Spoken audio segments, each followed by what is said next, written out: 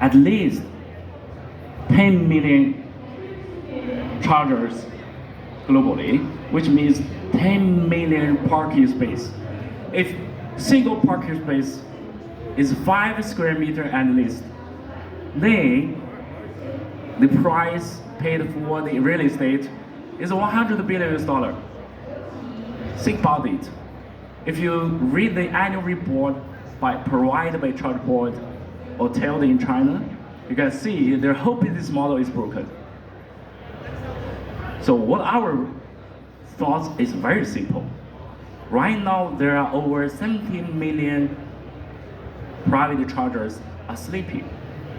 So why not give them an incentive to encourage them to share their private charger to community members? So I think actually this is a business solution. We can answer the question from demand side, which is quite different from helium, from supply side.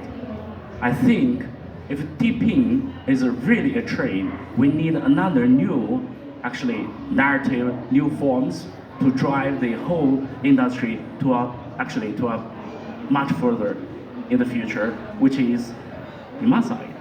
So Purple addressed actually the solution for it. Yeah, thank you so much, Dexter. Yeah, so I have strong belief this is also yet another model from the Depin perspective. Yeah, mostly say okay, supply side, but now we have seen the potential for onboarding all the demand for the demand side that can really make a difference. Yeah. So thank you so much for this insight. Now let's move on to the blocks move. In terms of the blocks move, maybe you can briefly tell us what is the primary mission of the blocks move, as well as how do you leverage the Web3, to create this solution, decentralized and the collaborative mobility alliance with focus of energy efficiency. What are you guys building and how you leverage this tech stack? Okay, so I'd like to touch a little bit upon what I just said earlier about, it's basically the mobility triangle. So I told you about the passenger side and the driver side, and next to that you have the asset side, which is, the asset is the vehicle, but it's also the fleet management. So basically you need an application in order to book a ride and to be picked up, like with Uber here in Hong Kong as well, or with any other taxi company. Then the vehicle financing is the fourth or the third aspect of the mobility triangle, along with the fleet management. And if you look at the energy sector and how it applies to that, is that, like I said, we have two different markets. One is the emerging market sector, the other one is the market sector like Europe, Asia, where there's a lot of EV infrastructure. And the thing is here that in order to speed up the energy transition, you need to be able to finance the electric vehicles and to be able to get the infrastructure set up. So this is where Bonomo comes in with the real-world asset financing of batteries, charging point operators, for example, as well. They could also leverage the platform, basically, to raise money in a DeFi manner, right? And what Blocksmove is doing in that regard is we built an NF ticket solution which enables every transaction with ride hailing taking place via blockchain.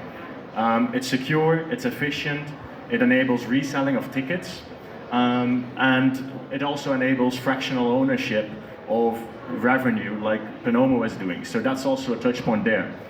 Now, to wrap that up, if you look at the energy sector, financing of electric vehicles is a big issue as well, even in European markets, and it doesn't go fast enough. The infrastructure needs to adjust as well, as I said.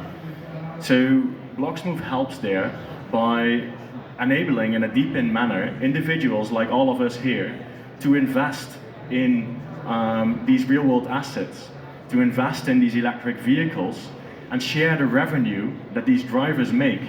So blockchain enables that. Blockchain enables the sharing of this revenue in a Depin manner where you can be a co-owner of a part of a vehicle that is being used for ride-hailing, and instead of Uber taking the commission fees, you take part of that commission fee from the driver.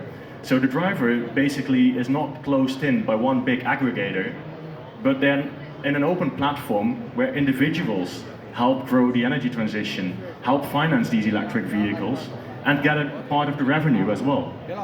So for the driver, it doesn't change anything except for that they're open and not closed in by one company dictating what they can and cannot do. That's basically it. Well, thank you so much, Dion. This is very interesting. Yeah. So now let's move on to and how does Sourceful approach